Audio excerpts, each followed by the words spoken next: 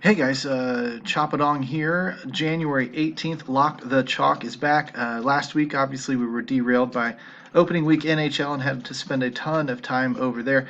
But now we're back, and I know that I was asked a couple of times to produce a DraftKings centric Lock the Chalk video. And being that it's a short slate tonight for the main slate, I don't see any other reason why we can't jump in and get to work today. Very, very simple process when we're looking for chalky players to really kind of go all in on so that we actually do gain some leverage over and above what everybody else is doing.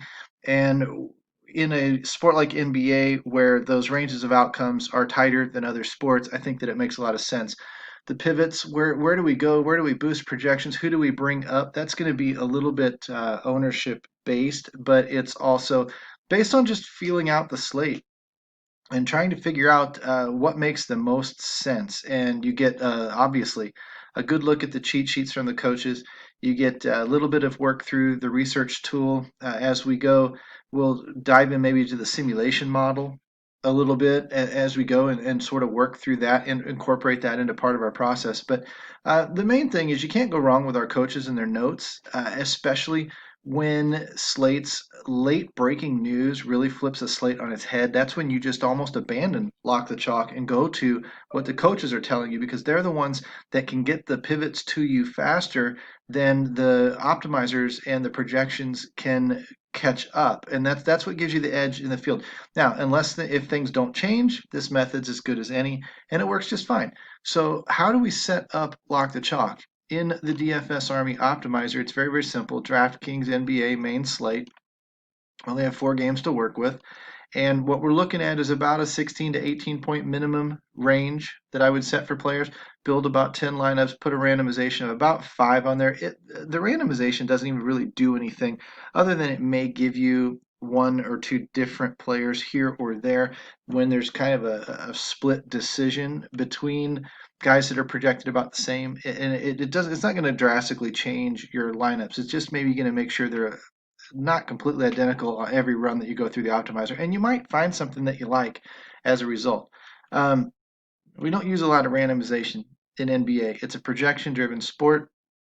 You don't want to rely on randomizing and luck. If you are playing GPPs, you may put a little more randomization on it, but you're going to rely more on leverage and ownership pivots from there, where you might come down on the chalky players and then go up on the lower owned pivots that make sense. But usually when we're just playing cash game type stuff, you're going to want to stick within the ownerships. You're going to want to stick within the highest fantasy point per dollar players, which are down here in this column here. And so as a result, when we look for players that are on the court the most, I like to take anybody under about 23, 4 minutes, whatever, and I like to eliminate them from my player pool, barring big fantasy points per minute projections. So I sort by minutes first, and then I scroll down. Being that I've already eliminated everybody under 16 projected fantasy points, those guys are gone. And what we're left with here are these guys that are projected low, but with low minutes as well. And I eliminate them too.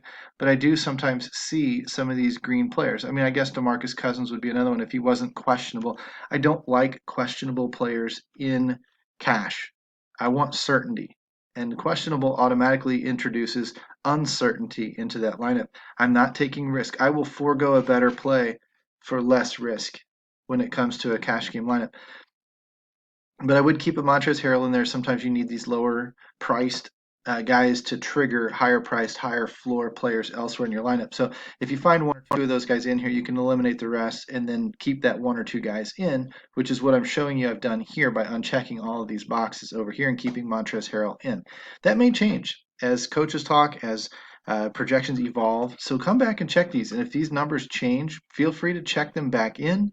Feel free to uncheck Montrezl Harrell if his projection dives below, 5.0, if it goes to 4.6 or something like that, get rid of him. You don't want him in your lineup anymore at that point. That's where it pays to pay attention and come back and refresh these projections quite often. What will we do from there? Well, we're going to sort by ownership after we've eliminated the guys that are not going to be on the floor that much. And what we look for immediately is where's the heavy chalk of the slate. See, Christian Wood came up a little bit just from the time I started this video. He was in the 20s. Now he's at 30.28. That's getting pretty chalky. I would take these two guys and lock them for sure. I don't like eating up all of my center spots necessarily. And see how James Weissman is going to be a chalky play. He's got a low 4.5 fantasy point per dollar projection, and he's got low minutes at 21. So I unchecked him. Now, if you want to check him back, or there's some news out there that I'm not aware of that makes him a viable play tonight, then by all means, do your own thing. But this is what I'm doing as of right now until I go out and find my coaches and do a little bit more research on my own. This is just the base setup for the day. I would lock in Eric Gordon. Yes, I know he's on the queue, but there's a reason why he's 45% owned. And so I'm going to roll with that. See, I'm just reading the tea leaves of what the slate is telling me. When a guy's this owned and he's wearing the Q, he's probably very likely to play.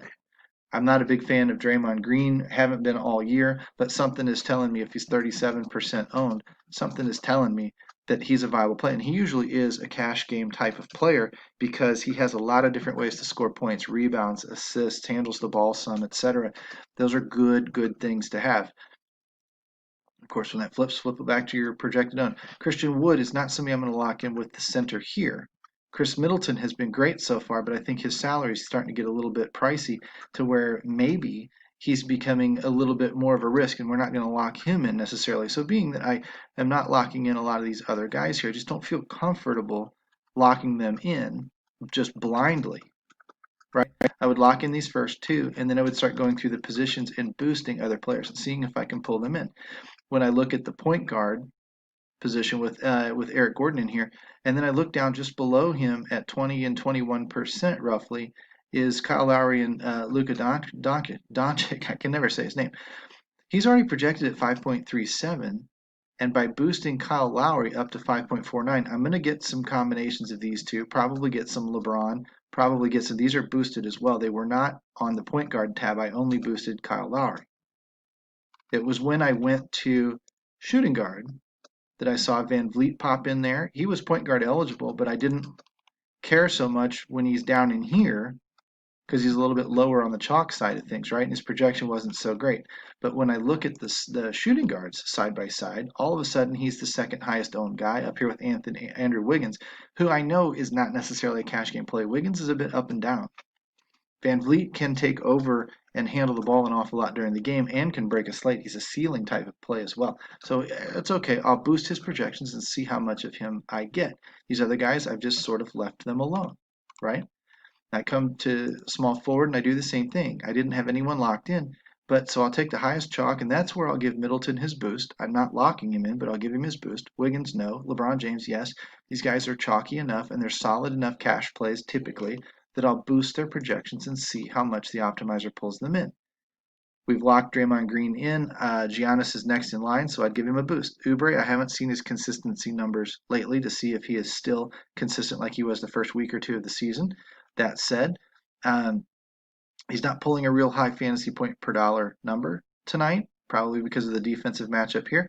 And I'll go ahead and I'll ride without him if that's what I have to do. And then the center we locked in, and then we'll see if we pick up anybody else. That's where we would pick up Christian Wood at 30% as well. And in some of these lineups, we'll have a couple of centers, and some of them we won't. We just don't want to force ourselves too tightly into one position. We want to let the optimizer work and use our one unique player and a little bit of that randomness to see if it doesn't sort through a few things and give us a different piece of variety here or there.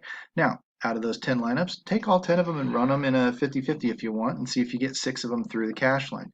Or pick 5 of them or 7 of them or whatever, 3 of them. Whatever it is that you want to do, you can pick right off of this list here. These lineups typically are not going to have a ton of upside in them because they're centered around ownership and a little bit of the chalkier boosts to the projections. They should be highly chalk lineups.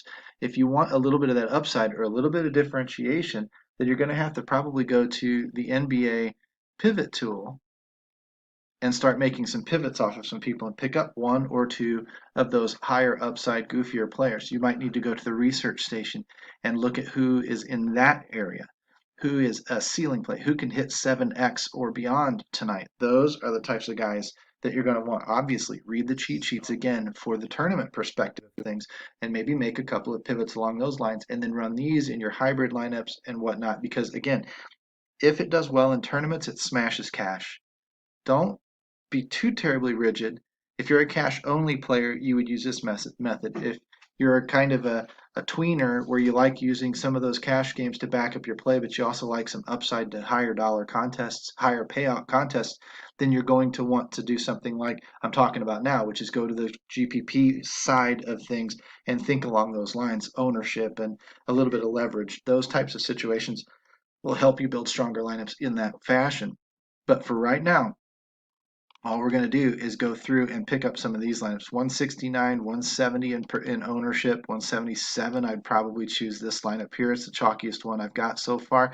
Up, 178 is another. 179. Look at as the projections of the points go down, the ownership comes up. That's funny. But I would use these higher chalk lineups, this 179, 178, 177, probably be my first three cash lineups tonight.